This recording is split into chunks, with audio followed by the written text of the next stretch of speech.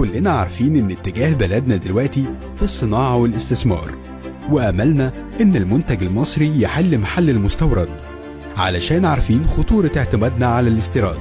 علشان كده جاما ميد بتشتغل على نفسها من 20 سنة علشان تكون دلوقتي أول مصنع يصنع أجهزة طبية، مش بس في الدول العربية، ده أول مصنع في الشرق الأوسط بيصنع الأجهزة من أول قطع الغيار والبوردة الإلكترونية لحد المنتج النهائي، وده كله بأيدي عربية مصرية بدون الاعتماد على الاستيراد.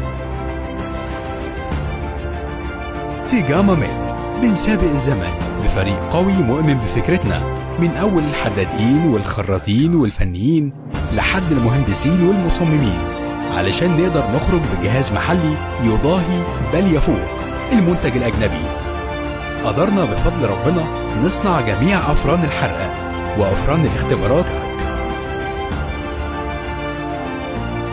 وأفران التعقيم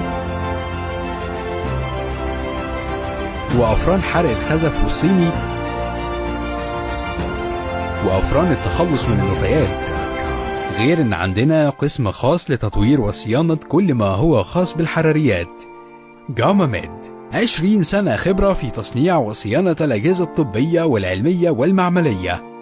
جاما ميد بنصنع أمل.